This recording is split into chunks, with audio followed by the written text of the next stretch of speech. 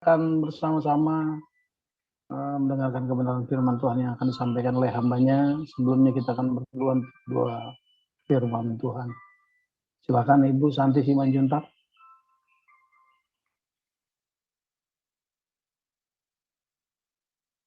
Bisa dinyalakan mic-nya Bu Santi. Baik, mari kita berdoa. Sungguh Tuhan Yesus, kami perlu Engkau. Firman-Mu lah yang menguatkan kami. Firman-Mu yang sungguh membuka kami, pikiran kami Tuhan. Jadi pikiran seperti Engkau Tuhan Yesus. Begitu banyak berkat yang Kau berikan melalui firman-Mu. Dan kini saatnya kami ingin mendengarkan firman-Mu. Dan yang Kau memberkati hamba-Mu Pastor Pauzang yang akan menyampaikan firman-Mu. Berikan hikmat untuk cakap mengajari kami. Dan juga berkati kami semua yang mendengarkan firman-Mu di embun pagi ini, semuanya dipulihkan, disembuhkan. Di dalam nama Tuhan Yesus. Haleluya. Amin. Haleluya. Amin. Terima kasih Bu Santi Simanjuntak, para lektor untuk mempersiapkan diri bacaan firman Tuhan. Pagi hari ini terambil dari 2 Tawarik 1 ayat 1 sampai 17, nanti akan dibacakan oleh Bu Herliana. Selanjutnya dari Yohanes pasal 14 ayat 1 sampai 31 nanti Ibu Sarma. Dimulai dari Ibu Herliana. Silakan Bu Herliana. Baik, terima kasih Pak Gindo. Salam Pak Gindo. Salam Pastor Paul, Bu Ana. Salam Bapak Ibu semua yang ada di Zoom dan di YouTube. Dan salam untuk saudara kami yang menonton kembali siaran kita hari ini. Puji Tuhan. Kembali kita melanjutkan pembacaan firman Tuhan dari kitab 2 Tawarik 1, ayat yang pertama sampai yang ke-27. Yang ke-17. Demikian firman Tuhan. Salomo anak Daud menjadi kuat dalam kedudukannya sebagai raja. Tuhan Allahnya menyertai dia dan menjadikan kekuasaannya luar biasa besarnya. Kemudian, Salomo memberi perintah kepada seluruh Israel, kepada kepala-kepala pasukan 1000 dan pasukan 100, kepada para hakim dan kepada semua pemimpin di seluruh Israel, yakni para kepala puak. Lalu pergilah Salomo bersama-sama dengan segenap jemaah itu ke bukit pengorbanan yang di Gibeon. Sebab disitulah kemah pertemuan Allah yang dibuat Musa, hamba Tuhan itu, di padang gurun. Tetapi Daud telah mengangkut tabut Allah dari Kiryat Yearim ke tempat yang disiapkannya bagi tabut itu, sebab ia telah memasang kemah untuk tabut itu di Yerusalem. Namun mesbah tembaga yang dibuat Bezaleel bin Uri bin Hur masih ada di sana di depan kemah suci Tuhan. Maka kesanalah Salomo dan jemaah itu meminta petunjuk Tuhan. Salomo mempersembahkan korban di sana di hadapan Tuhan di atas mesbah tembaga yang di depan kemah pertemuan itu. Ia mempersembahkan 1000 korban bakaran di atasnya. Pada malam itu juga Allah menampakkan diri kepada Salomo dan berfirman kepadanya, "Mintalah apa yang hendak kuberikan kepadamu." Berkatalah Salomo kepada Allah, "Engkaulah yang telah menunjukkan kasih setiamu yang besar kepada Daud, ayahku, dan telah mengangkat aku menjadi raja menggantikan dia.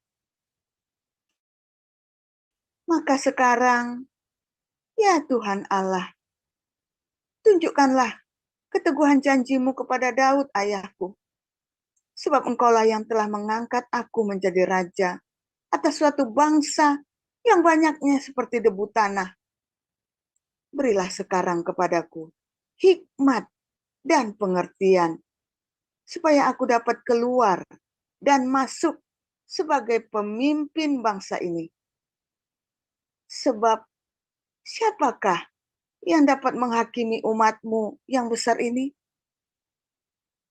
Berfirmanlah Allah kepada Salomo, oleh karena itu yang kau ingini dan engkau tidak meminta kekayaan, harta benda, kemuliaan, atau nyawa pembencimu, dan juga tidak meminta umur panjang, tetapi sebaliknya, engkau meminta kebijaksanaan dan pengertian untuk dapat menghakimi umatku, yang atasnya aku telah merajakan engkau. Maka kebijaksanaan dan pengertian itu diberikan kepadamu. Selain itu, aku berikan kepadamu kekayaan, harta benda, dan kemuliaan, sebagaimana belum pernah ada pada raja-raja sebelum engkau, dan tidak akan ada pada raja-raja sesudah engkau. Lalu pulanglah Salomo dari bukit pengorbanan yang di Gibeon itu, dari depan kemah pertemuan ke Yerusalem, dan ia memerintah atas Israel. Salomo mengumpulkan juga kereta-kereta dan orang-orang berkuda, sehingga ia mempunyai 1.400 kereta dan 12.000 orang berkuda, yang semuanya ditempatkan dalam kota-kota kereta dan dekat raja di Yerusalem. Raja membuat banyaknya emas dan perak di Yerusalem, sama seperti batu, dan banyaknya pohon kayu aras, sama seperti pohon ara yang tumbuh di daerah bukit. Kuda untuk Salomo didatangkan dari Misraim dan dari Kewe. Saudagar-saudagar raja membelinya dari Kewe dengan harga pasar. Sebuah kereta yang didatangkan dari Misraim berharga sampai 600 sikal perak, dan seekor kuda sampai 150 sikal. Dan begitu juga melalui mereka dikeluarkan semuanya itu kepada semua raja orang Het dan kepada raja-raja Aram. Demikian. Selanjutnya dari Yohanes 14 ayat 1 sampai 31, silakan Bu Sarma.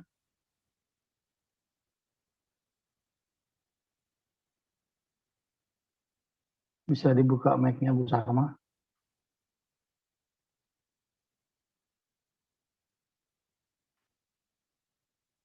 Yohanes pasal 14 ayat 1 sampai 31.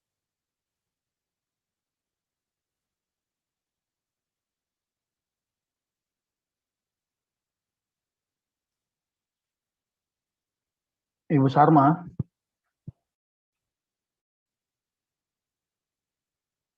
Bu Sarma. Pasal 14 kan? Yohanes Iya, Yohanes pasal 14 14. ayat 1 sampai 31. Janganlah gelisah hatimu. Percayalah kepada Allah, percayalah juga kepadaku. Di rumah Bapakku banyak tempat tinggal. Jika tidak demikian, tentu aku mengatakannya kepadamu. Sebab aku pergi ke situ untuk menyediakan tempat bagimu. Dan apabila aku telah pergi ke situ dan telah menyediakan tempat bagimu, aku akan datang kembali dan membawa kamu ke tempatku, supaya di tempat di mana aku berada, kamu pun berada. Dan kemana aku pergi, kamu tahu jalan ke situ. Kata Thomas kepadanya, Tuhan, kami tidak tahu kemana engkau pergi. Jadi bagaimana kami tahu jalan ke situ? Kata Yesus kepadanya, Akulah jalan dan kebenaran dan hidup. Tidak ada seorang pun yang datang kepada Bapa kalau tidak melalui aku. Sekiranya kamu mengenal aku, pasti kamu juga mengenal Bapakku. Sekarang ini kamu mengenal Dia dan kamu telah melihat Dia. Kata Filipus kepadanya, Tuhan, tunjukkanlah Bapa itu kepada kami. Itu sudah cukup bagi kami. Kata Yesus kepadanya, telah sekian lama aku bersama-sama kamu, Filipus, namun engkau tidak mengenal aku. Barang siapa telah melihat aku, ia telah melihat Bapa. Bagaimana engkau berkata, tunjukkanlah Bapa itu kepada kami? Tidak percayakah engkau bahwa aku di dalam Bapa dan Bapa di dalam aku? Apa yang aku katakan kepadamu, tidak aku katakan dari diriku sendiri, tetapi Bapa yang diam di dalam aku, dialah yang melakukan pekerjaannya. Percayalah kepadaku bahwa aku di dalam Bapa dan Bapa di dalam aku setidak-tidaknya percayalah karena pekerjaan-pekerjaan itu sendiri. Aku berkata kepadamu, sesungguhnya barang siapa percaya kepadaku, ia akan melakukan juga pekerjaan-pekerjaan yang aku lakukan, bahkan pekerjaan-pekerjaan yang lebih besar daripada itu. Sebab aku pergi kepada Bapa, dan apa juga yang kamu minta dalam namaku, aku akan melakukannya, supaya Bapa dipermuliakan di dalam Anak. Jika kamu meminta sesuatu kepadaku dalam namaku, aku akan melakukannya. Jikalau kamu mengasihi aku, kamu akan menuruti segala perintahku. Aku akan minta kepada Bapa dan ia akan memberikan kepadamu seorang penolong yang lain, supaya ia menyertai kamu selama-lamanya, yaitu Roh kebenaran. Dunia tidak dapat menerima dia, sebab dunia tidak melihat dia dan tidak mengenal dia. Tetapi kamu mengenal dia, sebab ia menyertai kamu dan akan diam di dalam kamu. Aku tidak akan meninggalkan kamu sebagai yatim piatu. Aku datang kembali kepadamu, tinggal sesaat lagi dan dunia tidak akan melihat aku lagi. Tetapi kamu melihat aku, sebab aku hidup dan kamu pun akan hidup. Pada waktu itulah kamu akan tahu bahwa aku di dalam Bapa-Ku dan kamu di dalam aku dan aku di dalam kamu. Barang siapa memegang perintahku dan melakukannya, dialah yang mengasihi aku. Dan barang siapa mengasihi aku, ia akan dikasihi oleh Bapa-Ku dan aku pun akan mengasihi dia dan akan menyatakan diriku kepadanya. Yudas yang bukan Iskariot berkata kepadanya, Tuhan, apakah sebabnya maka engkau hendak menyatakan dirimu kepada kami dan bukan kepada dunia? Jawab Yesus, jika seorang mengasihi aku, ia akan menuruti firman-Ku dan Bapa-Ku akan mengasihi dia dan kami akan datang kepadanya dan diam bersama-sama dengan dia. Barang siapa tidak mengasihi aku, ia tidak menuruti firman-Ku. Dan firman yang kamu dengar itu bukanlah daripadaku, melainkan dari Bapa yang mengutus aku. Semuanya itu kukatakan kepadamu, selagi aku berada bersama-sama dengan kamu. Tetapi penghibur, yaitu Roh Kudus, yang akan diutus oleh Bapa dalam namaku, dialah yang akan mengajarkan segala sesuatu kepadamu dan akan mengingatkan kamu akan semua yang telah kukatakan kepadamu. Damai sejahtera kutinggalkan bagimu. Damai sejahtera kuberikan kepadamu. Dan apa yang kuberikan tidak seperti yang diberikan oleh dunia kepadamu.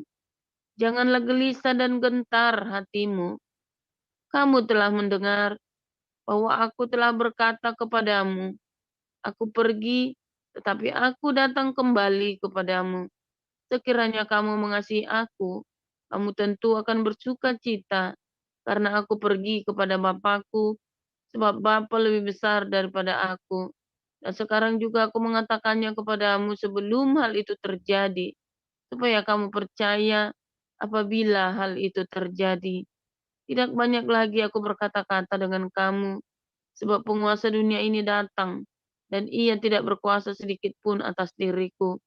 Tetapi supaya dunia tahu bahwa aku mengasihi Bapa dan bahwa aku melakukan segala sesuatu seperti yang diperintahkan Bapa kepadaku, bangunlah, marilah kita pergi dari sini. Demikian.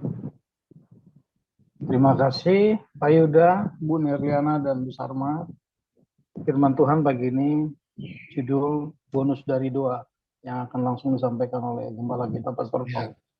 Silakan Ya, Pak Pastor. Yuda, tolong tampilkan Yohanes 14 ayat 14 tadi ya.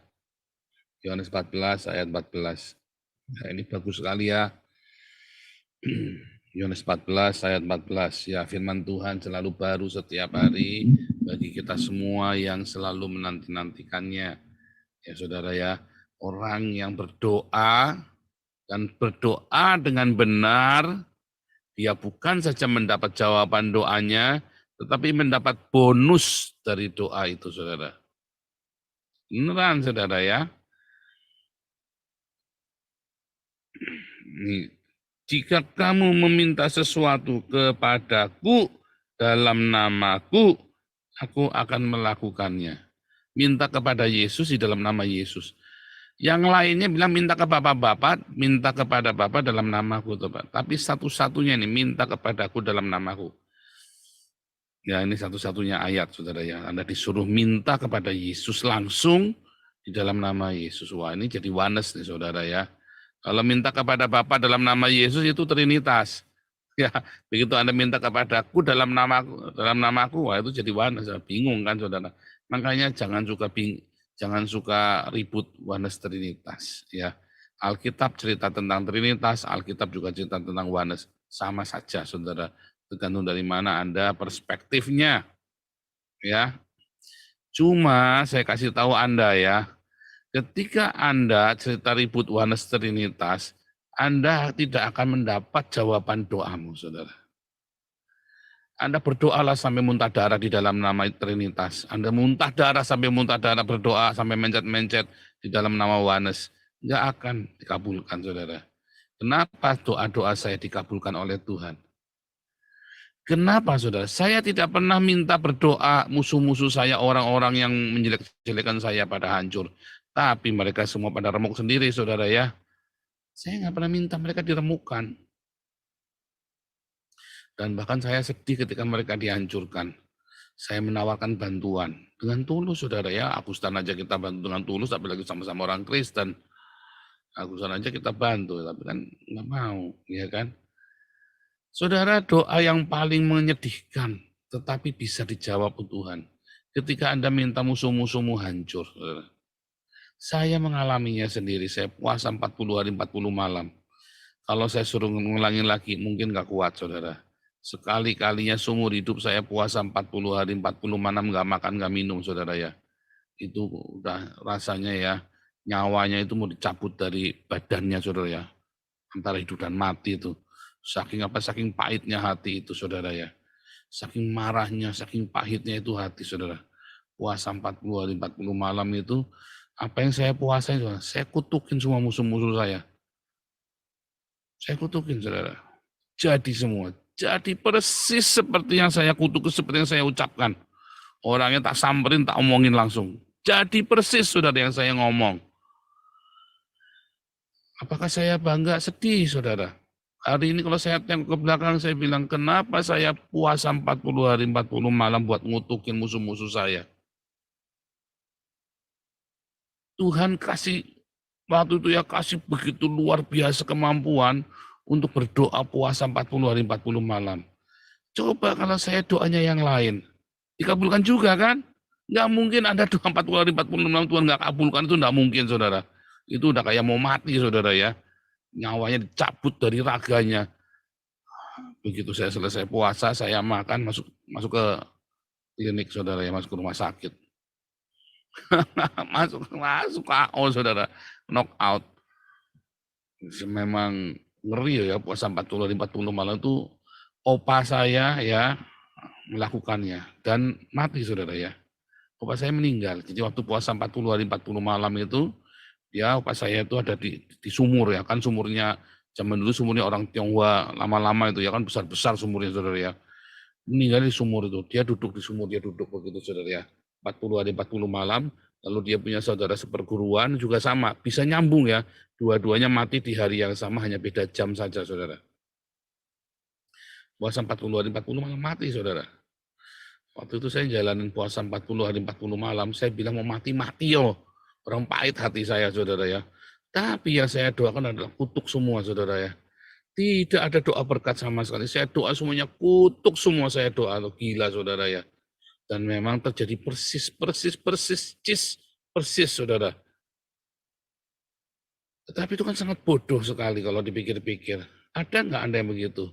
Makanya saya sedih ya, saudara. Setiap kali saya melihat ada orang yang ingin berharap kehancurannya orang lain, ada orang Kristen ya maksudnya, ada orang di komunitas kita yang ingin orang lain hancur sampai sehancur-hancurnya, itu saya sedih, saudara. Saya sedih sekali. Saya bayangin diri saya sendiri itu loh, saudara ya. Saya bayangin saya sendiri mengalami, saya tahu rasanya seperti apa, pahitnya, jengkelnya.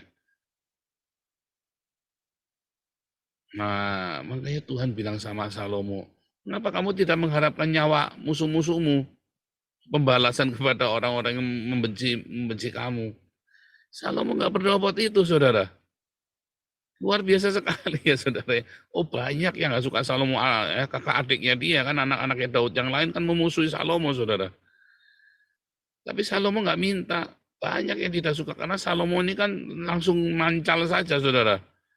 Dia tidak mengalami pertempuran, dia tidak mengalami, dia cuma anak sekolahan saja. Anak sekolahan langsung mancal, saudara. Kan luar biasa sekali kan. Kalau Anda melihat kondisi Salomo, ya, dia berdoa, tidak meminta nyawa musuh-musuhnya, tidak meminta harta kekayaan, hormat, kekuasaan, tapi dia cuma meminta hikmat. Itu Anda kebayang enggak, saudara ya, dia berpuasa dengan sungguh-sungguh, ya, di hari pentabisan, maka dia cuma minta hikmat. Apapun akan kuberikan kepadamu. Salomo nggak minta apa-apa, cuma minta hikmat. Sama ya, Tuhan Yesus juga nanya, kamu mau minta apa? Sampai sekarang kamu nggak minta apa-apa. Mintalah, minta kepadaku, maka aku berikan. Minta kepadaku di dalam namaku. Apa yang Tuhan Yesus sanggup berikan? Roh Kudus ya, saudara ya. Sama seperti Elisa minta 2 bagian dari rohnya Elia. Nah itu sama dengan Yesus. Kamu kenapa nggak minta? Seperti Elisa minta kepada Elia 2 bagian rohnya. Tapi ini adalah luar biasa. Roh yang dimiliki oleh Yesus. Roh yang kekal. Yang lebih dahsyat daripada roh Elia dan roh Elisa, saudara. Kalau Anda lihat pekerjaan para rasul ini ya, apa yang dilakukan oleh para rasul ini lebih dahsyat daripada nabi manapun di dalam perjanjian lama, saudara. Serem ya, serem, saudara.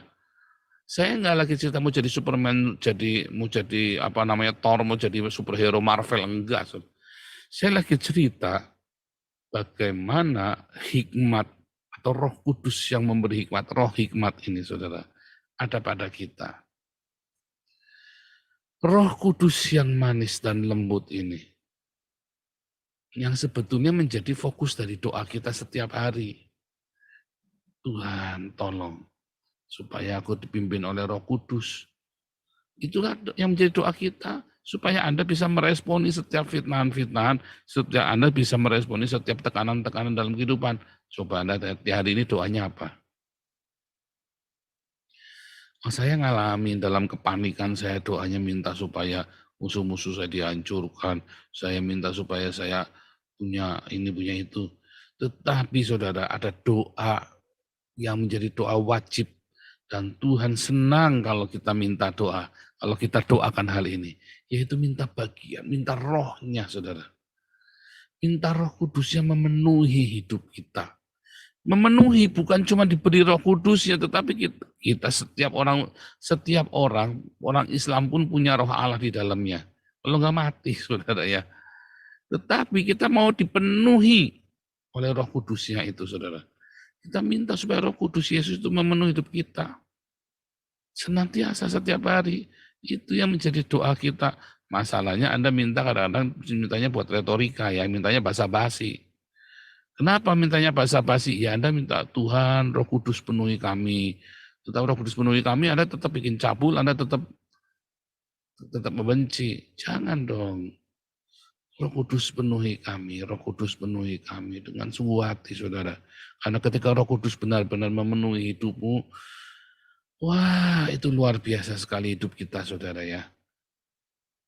Hidup kita luar biasa. Orang akan melihat Yesus di dalam hidupmu, bukan orang lain yang jauh. Oh, ngapain orang lain jauh? Anda bisa sandiwara. Pendeta-pendeta itu banyak bersandiwara, saudara. Tapi istrimu, suamimu, anak-anakmu, ya, melihat benar-benar ada Roh Kudus dalam hidupmu. Anda minta setiap hari dipenuhi. Roh Kudus penuhi hidup kami. Tuhan Yesus, ya, saudara, minta kepada Tuhan Yesus di dalam namanya. Wah, ini Anda nyadar nggak sih disuruh berdoa kepada Tuhan Yesus di dalam namanya? Kalau di dalam namanya, Anda mintalah kepada Bapakku, ya kan? Mintalah kepada Bapa, berdoalah kepada Bapa di dalam namaku. Ini enggak, saudara. Mintalah kepadaku, itu, Roh Kudus itu, saudara. Anda bisa meminta kepada Yesus di dalam namanya, Roh Kudus itu, karena itu miliknya. Roh Kudus itulah yang ada di dalam Yesus. Nah, retorika, saudara ya, retorika. Ini khotbah retorik, saudara ya, khotbah bahasa basi. Khotbah bahasa basi, kalau Anda dengarkannya bahasa basi, kalau Anda tidak haus, Anda tidak benar-benar penasaran, Anda tidak benar-benar ingin. Ya. Bahkan Simon penyihir itu kan penasaran kan, berikanlah aku itu yang itu. Digebris sama si Petrus, si tengking, saudara. Karena dia melihatnya dari sisi kekuasaannya. Dia tidak melihat bagaimana Roh Kudus itu yang akan memenuhi hidupmu, menguasai hidupmu, sehingga kamu bisa melakukan yang benar di hadapan Tuhan senantiasa. Itu yang kita mau, saudara. Karena ketika kita doanya itu, yang menjadi fokus doanya kita itu, ya meminta Roh Kudus memenuhi hidup kita, ya maka Tuhan akan berikan kepada kita. Nggak mungkin kita minta, nanti kalau kita minta Roh Kudus dikasih pencobaan. Nggak mungkin, kan Tuhan janji. Nggak mungkin anaknya dikasih ular kalau minta roti. Dikasih kalajengking kalau minta telur. Nggak mungkin. Kalau kita minta Roh Kudusnya, Tuhan kasih Roh Kudus itu. Dan Roh Kudus itu jangan memenuhi hidupnya kita. Ya, jadi jangan berprasangka sama Tuhan. Karena dia tidak akan memberikan ural beracun pada yang minta roti, saudara ya. Atau kalajengking pada yang minta telur. Enggak. Ya. Ayo saudara, minta Roh Kudusnya. Terus berdoa setiap hari. Karena ada bonus-bonus. Kenapa saudara? Kenapa bonus itu bisa ada? Bonus itu ada karena ketika kita hidup dipenuhi dengan Roh Kudus, maka semua segala berkat itu otomatis, saudara. Tanpa Anda minta, banyak orang minta berkat-berkatnya itu, tetapi dia lupa untuk dia minta hidup di dalam kepenuhan Roh Kudus itu. Sehingga kadang-kadang doanya dikasih, kadang-kadang nggak dapat nemu. Tapi coba Anda berdoa, minta Anda selalu, Tuhan penuhi aku dengan Roh-Mu Tuhan. Apapun boleh terjadi, apapun yang terjadi dalam hidupku ini, tak pernah kuragukan kasih-Mu Tuhan kalau Roh Kudus beserta denganmu. Ya, sehingga apapun saudara, ketika kamu penuh dengan Roh Kudus, respon-respon terhadap segala masalah itu kan menjadi positif. Karena responnya positif, maka kamu akan melakukan hal-hal yang baik. Ajaib ya saudara ya. Ajaib. Berapa banyak yang kita seperti itu saudara meminta. Minta Roh Kudus Tuhan memenuhi hidupmu, saudara. Minta dipenuhi dengan kebaikan-kebaikan dari surga.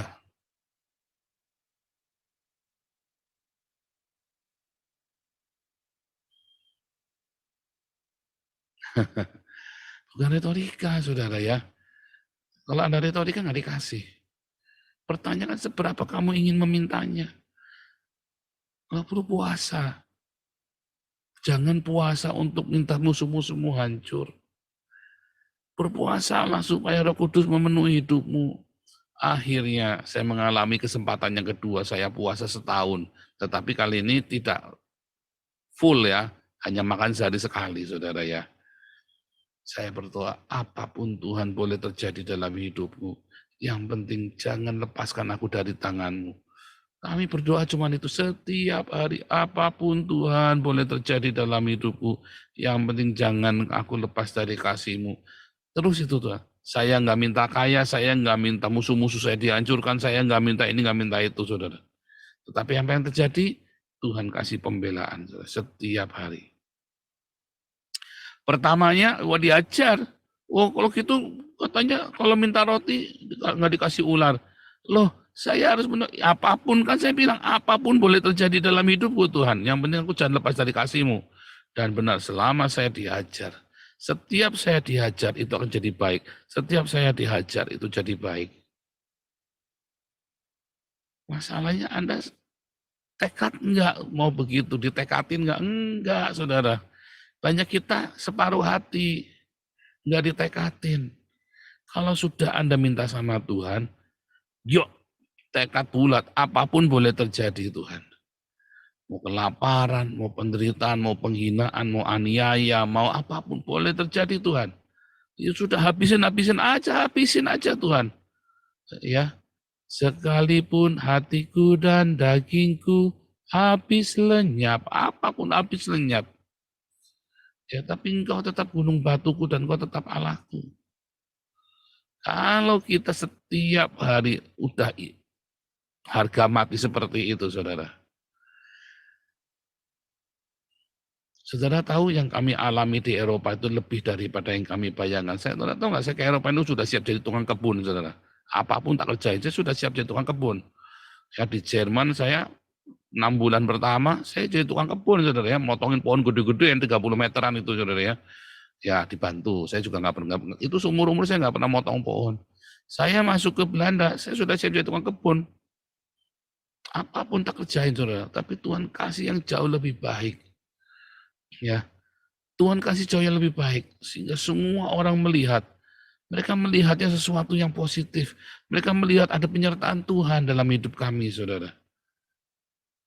Tapi diawali dengan apapun yang terjadi dalam hidupku ini, tak pernah kuragukan kasih-Mu Tuhan. Anda mau begitu enggak? Itu hanya bisa kalau Anda penuh dengan Roh Kudus. Mau difitnah, Anda tahu fitnahnya begitu hebat. Tenang saja, hajar terus, jalan terus. Enggak tambah mingslep, orang yang fitnah dan jengkil, kita tetap jalan terus. Jangan kita meminta kehancuran mereka. Jalan sama Tuhan. Biar mereka urusan sama Tuhan. Anda enggak perlu turun tangan, hancurkan kamu, enggak perlu. Walaupun jengkel, walaupun gemeremet. Tuhan yang akan permalukan mereka, Tuhan yang akan hancurkan mereka. Satu demi satu, Anda hanya perlu penuh dengan Roh Kudus saja. Itulah yang diminta oleh, kalau di dalam perjanjian lama Anda nggak bisa minta penuh Roh Kudus, saudara, nggak bisa. Anda minta hikmat. Di perjanjian baru, Anda minta Roh Kudus.